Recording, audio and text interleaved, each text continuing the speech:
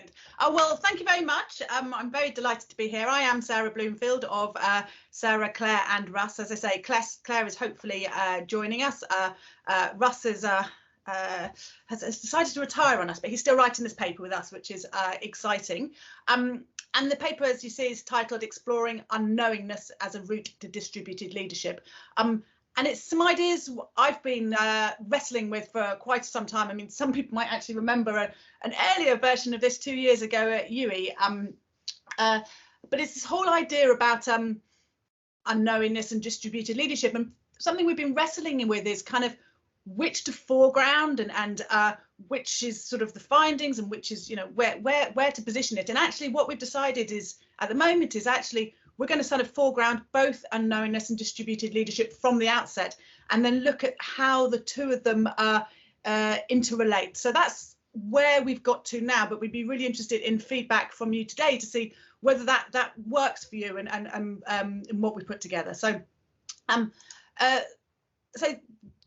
this slide, and I'll read it out, but obviously you can read it yourself. This was a key quote that came out of research I did that really made me start thinking about this knowing and unknowing and the relevance of it. And what's important when I read this, this quote comes from a very senior person in a large organisation I was working with, and he said, you know, I think a flaw in our model is, does anyone know what the right answer is? There's an assumption that somewhere in the process, someone knows what the answer is. There are lots of reasons why we end up doing things. I think there's assumptions someone knows what the right answer is, that there's a way of getting to the right answer, that there's a way of dealing with ambiguity better. And I think what struck me is, as I said, you know, this was a very senior leader in the organisation saying this, and I was thinking, well, what's happening here? What is the leadership doing if they don't know what to do either? So that's where we kind of started off, and this is this quote that kind of really got me going on this subject. I'll summarise what I'm planning to say next, if I can. That gone? Yes. So for summary of our overall paper, what we're doing is exploring this idea of not knowing, and actually in a context where it's not possible to know. So it's not a case of I don't know, but I can find out the answer. We're exploring not knowing in a situation where it's not possible to know, and I'll expand that in a minute within leadership. The main contribution to knowledge from this paper, one is we develop a theory of unknowingness in the context of distributed leadership, and I'll talk to that today. But we also provide an empirical example of distributed leadership in practice, and a lot of sort of the critique of the literature on distributed leadership is it's taken from interviewing people, and it's people talking about what they do, and rather than actually seeing what happens in context. And this paper is based on an ethnography I did, so very much I was there, I saw it, I experienced it, and then we think that is an additional contribution to knowledge from the paper. The practical paper, what we recommend, and we're still working on this, but what we recommend is an explicit exploration of unknowingness. Actually, you know, that quote at the beginning was somebody senior, but it was said in a meeting. It's not something that would have been said to the whole organisation, but we're recommending actually being explicit about exploring unknownness as to enhance leadership practice. So that's what I'm going to talk to today. We sort of present, it's got two main theories, and I wanted to kind of put them up front, as I said before, the two theories we're working with in this paper. One is distributed leadership, and the way we see distributed leadership is kind of these three pillars or three parts of the triangle. One is this leader plus at the top of the triangle, which means that leadership isn't practiced just by the people at the top organisation, it's practiced throughout. We see that can sit alongside a sort of hierarchical and I talked about that person being top leader. We still think you can have a hierarchy, like hybrids, like Gon's idea of a sort of hybrid leadership. You can still have a hierarchy, but there's lots of people within the organisation practicing leadership. And that brings us to the second point, this idea of practice, about leadership practice. And Helena talked a bit about that, I think, in her talk. And again, that's something, by doing an ethnography, we could really see practice, what people actually did within leadership. And the other is the importance of the situation, and a lot of the literature on distributed leadership has been written in the educational sector and some in the healthcare, and yet we're going to a different context here, which I will go on to explain in a minute. So that's kind of how we see distributed leadership, to kind of put it out there at the front. Here's Claire's join us. The other is unknowingness.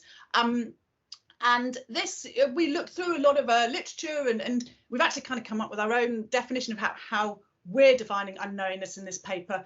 And for us, that's a state of awareness of both absence of knowing and one's inability to know. And I hope you see some of that kind of came out in that initial quote, that, you know, he kind of recognised that he didn't really know either. So it's this state of awareness of both the fact that you don't know and you're not able to know.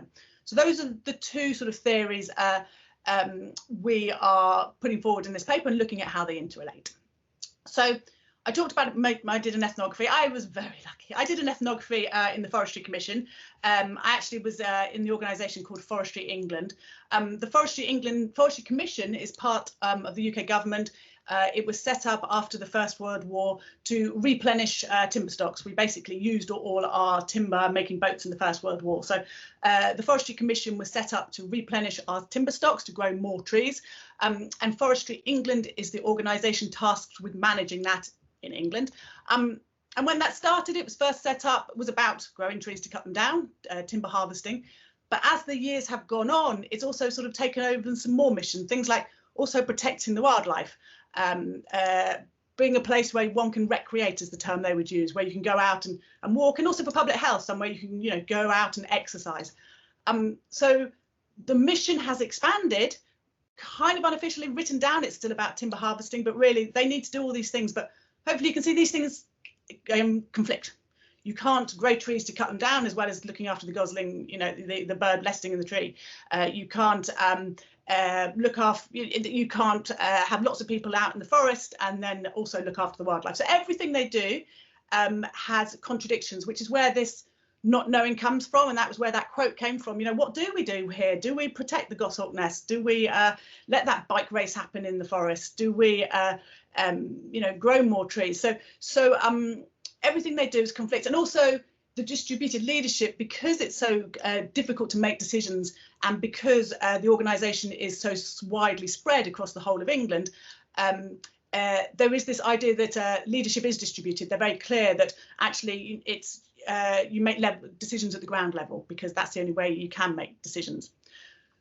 So that's where I did my ethnography.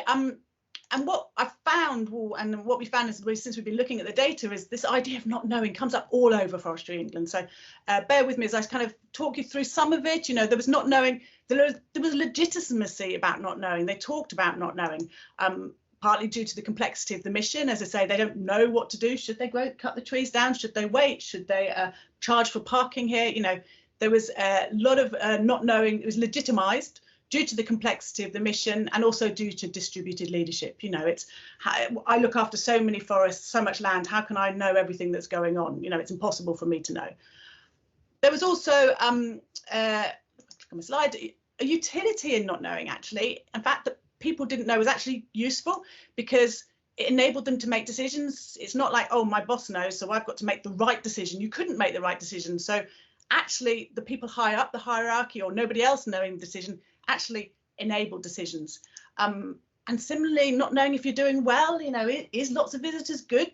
Because actually lots of visitors is bad for wildlife. Is cutting trees good? Actually, but that gives less space for people to walk. So actually, the fact that they don't know what's good also gave utility. It was useful for the organisation and the distributed leadership.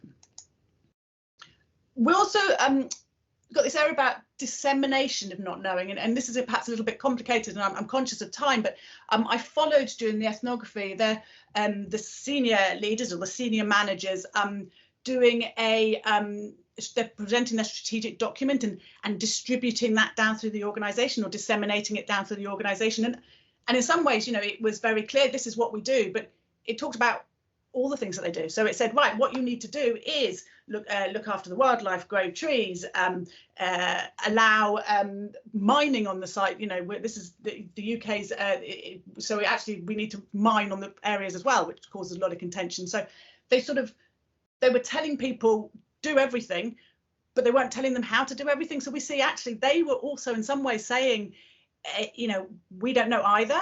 So this messaging through their messaging was what we think of as a dissemination of not knowing. But also, and again, I think it comes out in that first quote, there was still discomfort not knowing. It's not comfortable. You know, people do feel uncomfortable about they don't know what to do, or they don't know if doing well. You know, there's still, and I think they say that comes out in that top quote. So you know, we've gone into the data again and looked at Forestry England and all these ideas of not knowing coming out, and from that we've tried to kind of build theory about unknowingness and in the context of distributed leadership. So we're still working on this, but this is where we've got to so far. So we're looking at bringing these two theories together. We're theorising around unknowingness as a route to distributed leadership. Just a reminder, this is what I put at the front. We see unknowingness as about a state of awareness of both absence of knowing and one's inability to know. And what we've done is we said, OK, what we think it's important to recognise, it's important to acknowledge this unknowingness. And if it's acknowledged, it can then be utilised. But there's accepting again that there is also this suffering, and kind of what the leadership team was doing was kind of disseminating an unknowingness, and by disseminating again these ideas, it's okay not to know, and being clear about that, it actually allowed the distributed leadership to happen.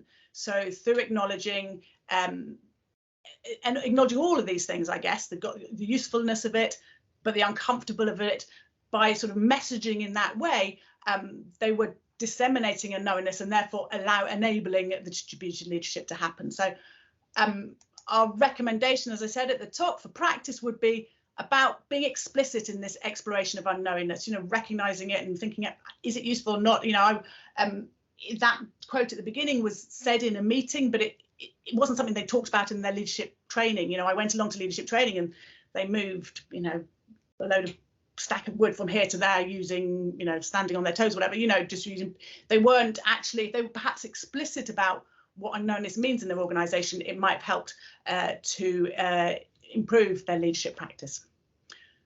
So that's where we've got to with our paper, and that's again the slide I showed at the beginning. What we think again is our contribution to knowledge is that we are developing this theory of unknownness in the context of distributed leadership, but we'd welcome any feedback about how that sits with you, I guess, whether it makes sense, and any other ideas you could have for how we could develop it further. Did I keep to time, Gary? Sorry, yeah, just taking myself off mute. That pause. Yes, you very much kept time. So thanks very much for that, and absolutely fascinating. I've got a load of questions, but I shouldn't abuse my privilege of facilitating the session. Just quickly, I was in your presentation at UE a couple of years ago, and it was great. And in fact, it was hard to stop people asking questions then. But I can see a number of hands up, so I'm going to just ask people to come out and verbally ask the questions rather than try to get me to interpret. So Alan Mooney has got his hand up. Alan, do you want to ask your question to Sarah and Claire? Yeah, I certainly will. Thank you, Gary, and hello, Sarah, and hello, Claire. Yeah. The question is about that unknowingness, you know, and it's whether, do you think that there needs to be a correct culture to enable that unknowingness to surface? Because I know from other organisations I've worked in, that acknowledgement of unknowing as a cult, you know, would be seen as a weakness in a particular culture. Do you think Forestry England did have the correct culture that enabled that unknowingness to surface? Am I allowed to ask that back to you, Alan, for obvious reasons, or am I not allowed to mention the obvious reasons?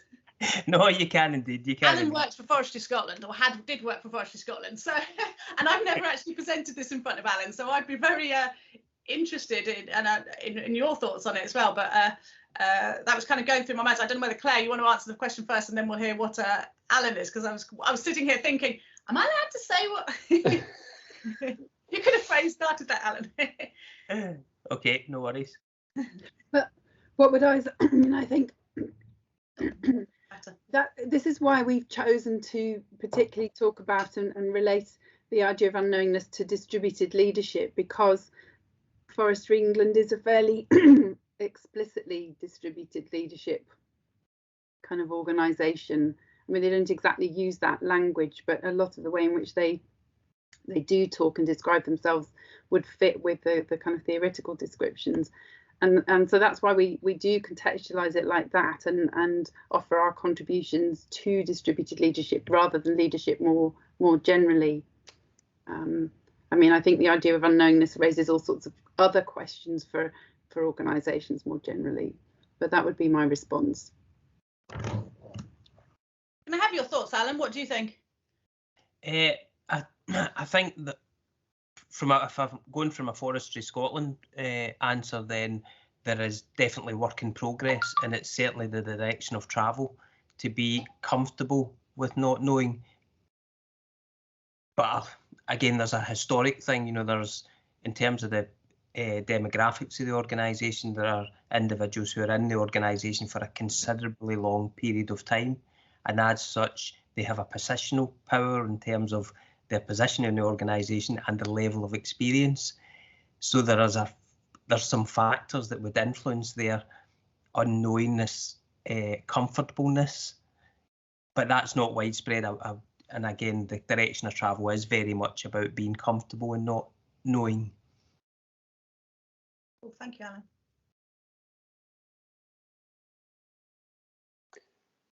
Okay, other questions?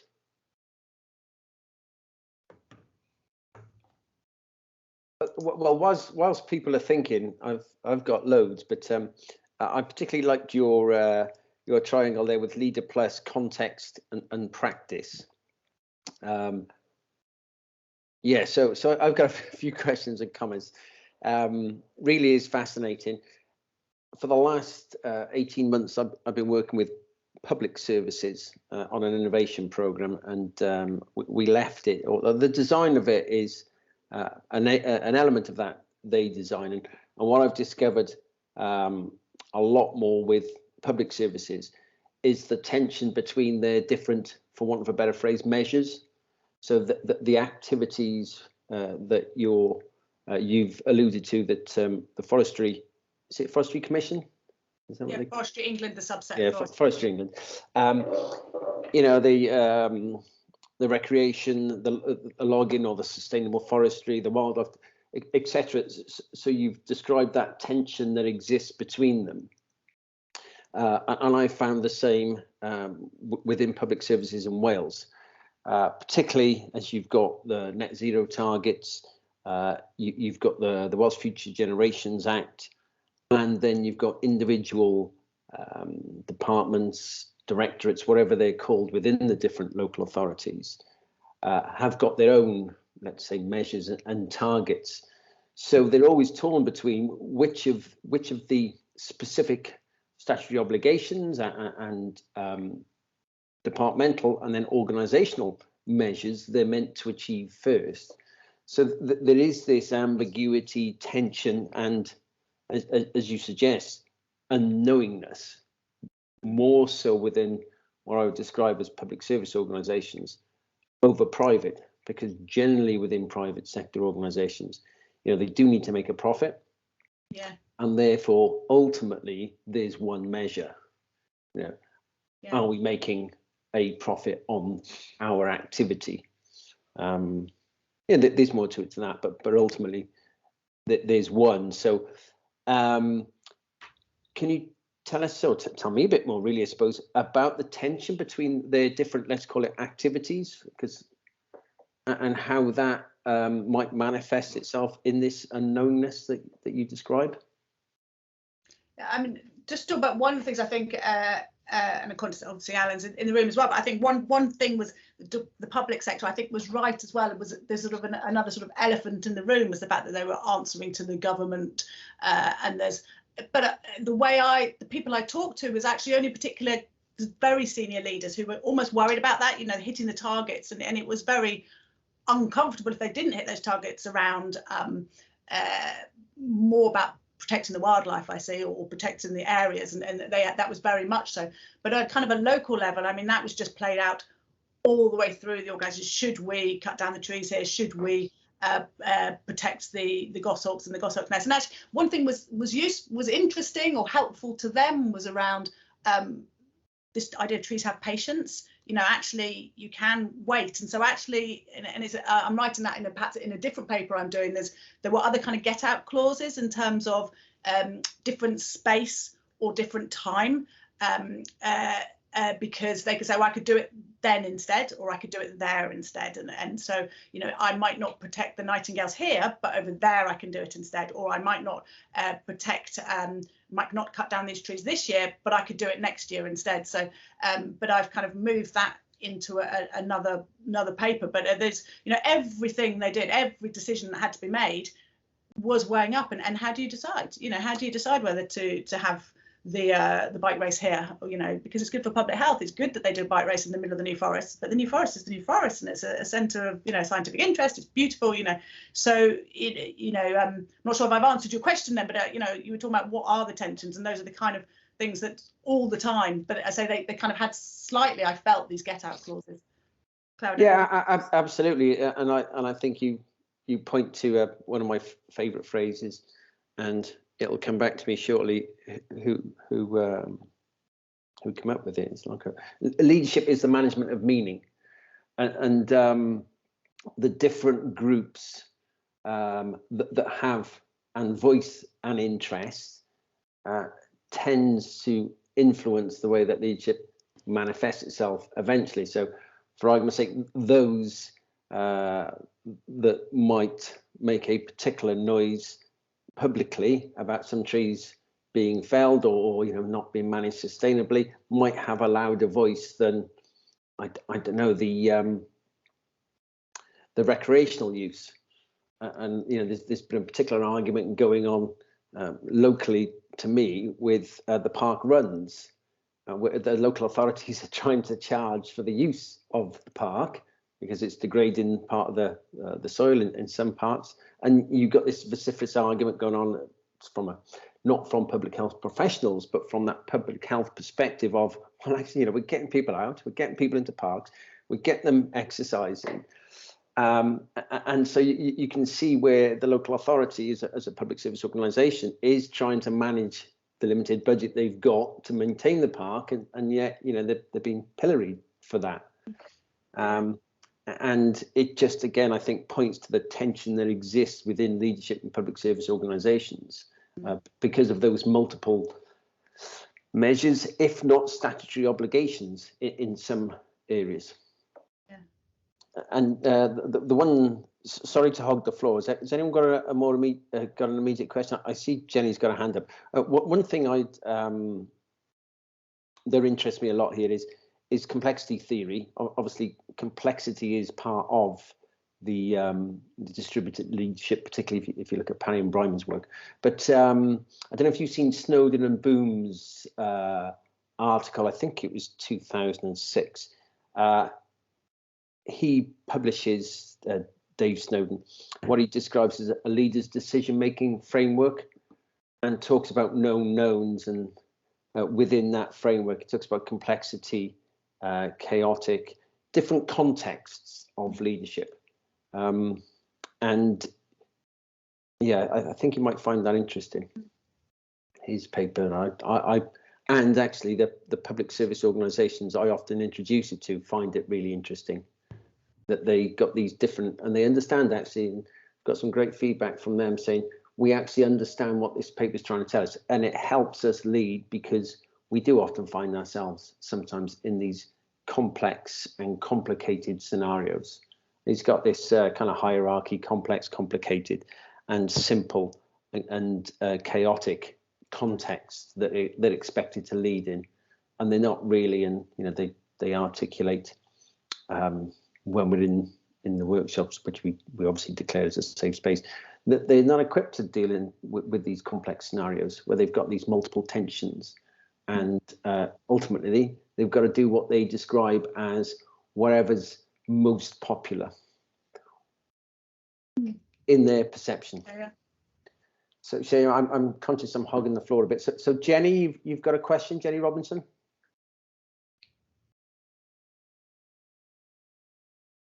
Hi. I'm not sure if we have time. Do we? What yes. 9:45. I'm kind of targeting for the next paper. Okay. So I have two questions and a slight suggestion. My questions are: firstly, I wasn't entirely clear or maybe convinced of the connection between unknowingness and distributed leadership. So in the title you say as a route to distributed leadership. Could you make that linkage a bit more explicit for me, please?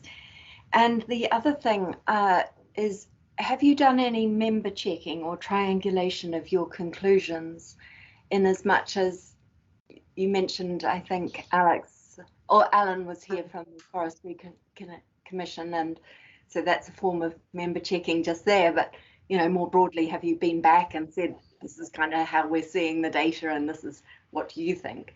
And that leads me to sort of the final piece of reflexivity here, which is you as researchers, as unknowers or not knowers, because it seems to me that you can yourselves embody this not knowing, and that might be a beautiful thing as well. Yeah. So can I answer the second question, then go back to Claire, because I had to go at the first question, but Claire, we'll go for you. See if you're always clear of explaining the link. On the third question, yes, about reflexivity, Claire and I started talking about that one stage anyway, and I totally agree, and I can see another paper coming about this, about our unknowingness, and because I think it is fascinating, and I think yeah, something I've written about a bit before, and I plan to write a bit again.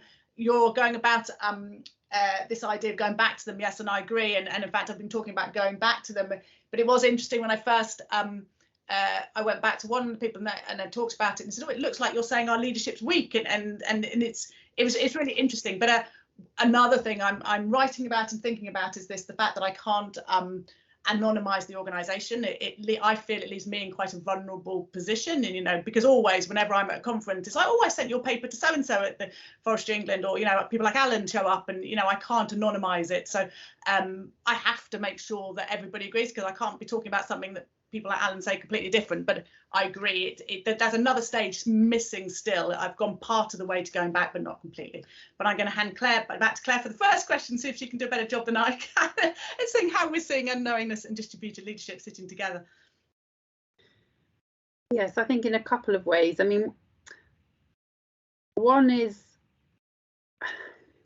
thinking about distributed leadership as a collective, dispersed, as coming through practice, and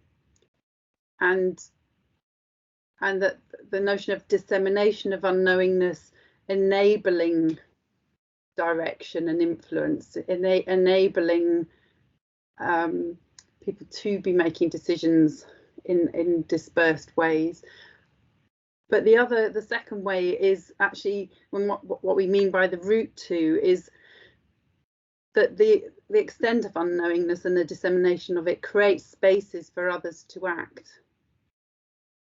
rather than it being sort of hierarchically directed, and for people therefore to grow in their leadership capacity. So that's how we're thinking of the relationship.